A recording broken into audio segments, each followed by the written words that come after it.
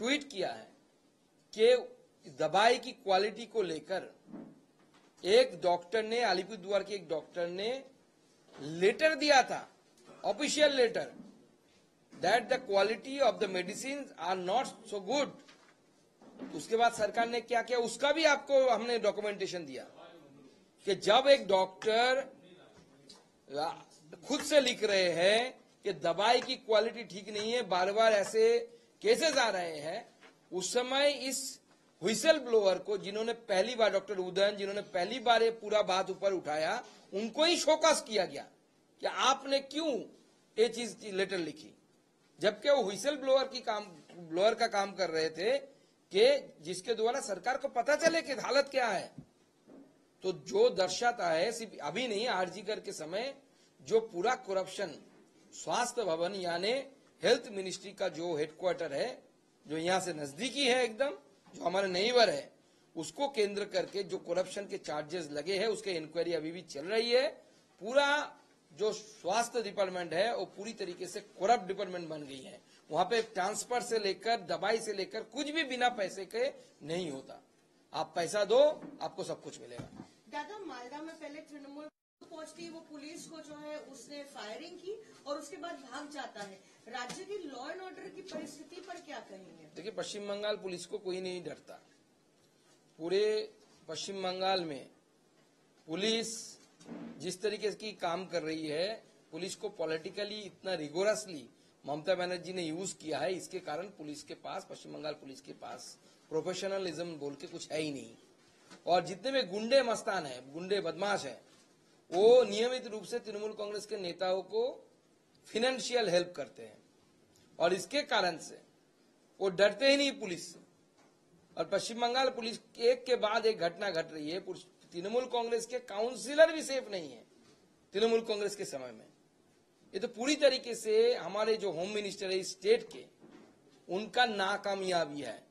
और इतिहास में लिखा जाएगा कि Mamata Banerjee was the failure home minister of this state, most failure home minister of the state. Supreme court में राजीव कुमार ने कहा है कि कोई क्रिमिनल अगर गोली चलाएगा तो उसके ऊपर भी 4 गुना गोली उसके ऊपर चलाया जाएगा। देखिए, राजीव कुमार जी शायद पुष्पा 2 देख के आए हैं अभी, उसी कारण से पुष्पा जैसा डायलॉग देने के लिए कोशिश कर रहे हैं। लेकिन उसके लिए तो रेस्पॉन्स करने के लिए आपको तो हथियार होना चाहिए, इक्विप्ड होना चाहिए आपको। आपके पास हथियार नहीं है। अभी भी पश्चिम बंगाल के जो कांस्टेबल अपराधियों को लेके जा रहे हैं, जिनको गोली मारी गई, आपने देखा 303 लेके घूम रहे हैं। आप जाइए एक एक जिले में 303 लेके, जो ब्रिटिश के समय जिस 303 से लड़ाई होती थी, वो बंदूक लेके पश्चिम बंगाल की पुलिस के हवलदार, आम हवलदार घूमते हैं ज्यादातर जिलों में।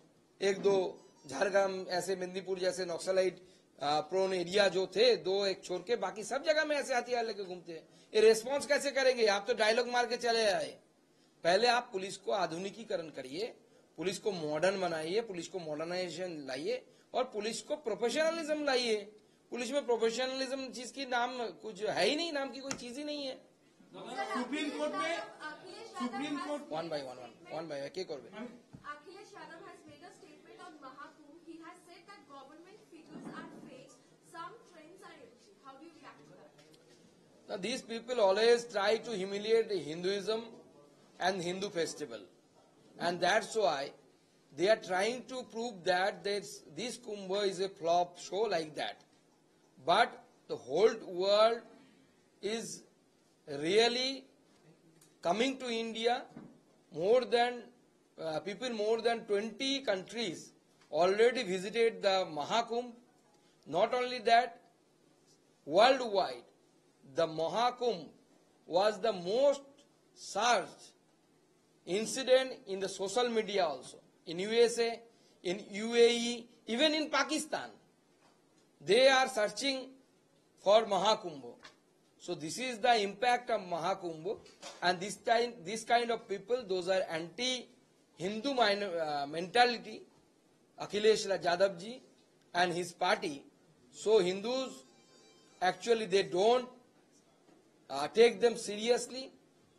Till now, Kumbh is a big hit, and I believe in next few days also, the lots of people will come, and as mentioned by the Uttar Pradesh government, more than 40 crores people will come to attend the Mahakumbh.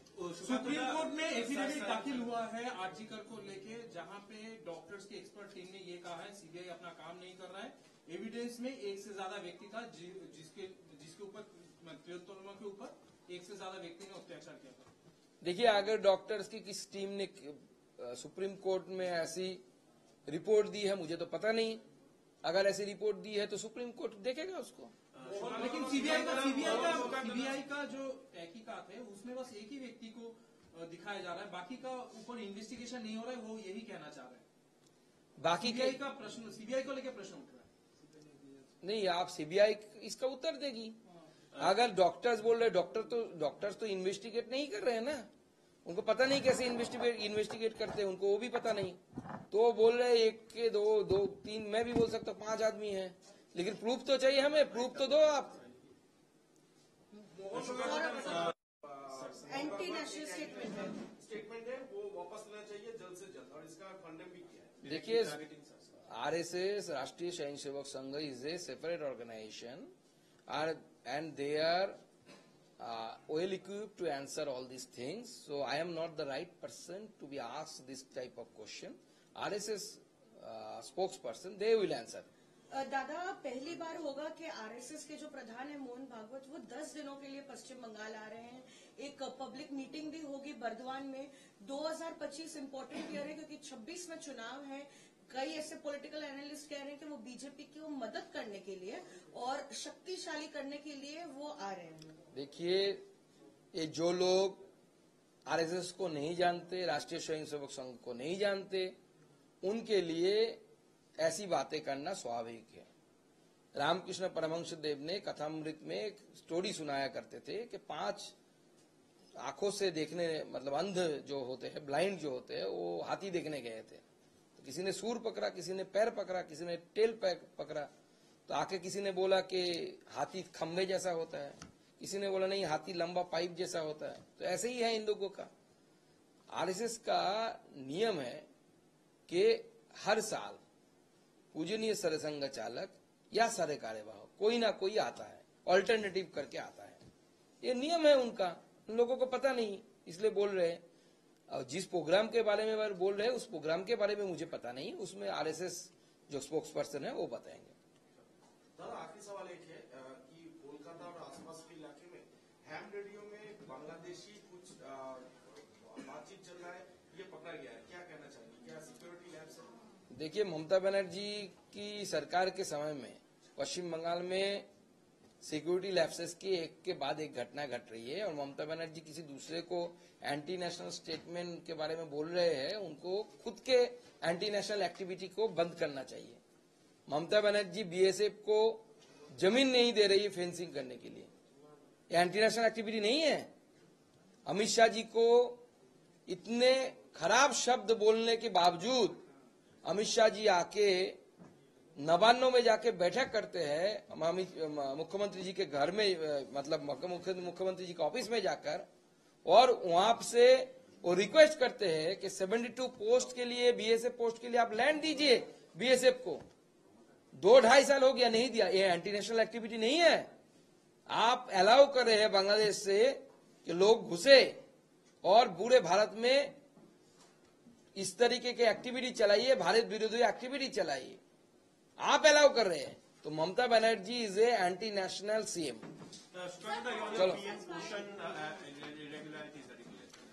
see, as I mentioned, and I have shown papers to you, according to the regulation laid by the central government and later on circulated by the state government, the 2A states that as per the possible replacement of kitchen devices shall be done in the decentralized manner, preferably at the school/block level, so that there is no delay in making the available the required devices to the school. लेकिन मुर्शिदाबाद का DM जो मुख्यमंत्री के खास है, वो बिना tender के सिंगल नोटिस के साथ, जहां तक कि राज्य सरकार का एकदम सर्कुलर है, नोटिफिकेशन है कि 1 लाख के ऊपर अगर आप खरीदारी करेंगे तो आपको इसको ई टेंडर करना पड़ेगा। बिना ई टेंडर किए हुए एक कंपनी से लेते हुए उस कंपनी को जो चीजें यूज होती है पीएम पोषण अभियान में, उस सप्लाई के लिए उन्होंने निर्देश दे दिया बिना टेंडर का। और पूरी तरीके से इसमें धांधली हो रही है। यहां तक कि मुर्शिदाबाद जिले से प्रेशर कुकर बास्ट होने की, खाना बनाने के समय, कुकिंग के समय प्रेशर कुकर बास्ट होने की भी खबर आई है पिछले दिनों। इसका इंक्वायरी होना चाहिए और मैं अपनी मिनिस्ट्री में जाके इस इंक्वायरी को इनिशिएट भी कराऊंगा। Sir, Congress has filed intervention plea in Supreme Court defending the Places of Worship Act, and they have said it was a part of Congress manifesto before 1991, and this is important to sever secularism. See, the definition of secularism to Congress is quite different. They want to protect a single community, not all other minorities, only single community, that is Muslim. It revolves around the Muslim benefit, the worship areas, that is the mosque, and everything about the Muslims. They don't think about the Hindus.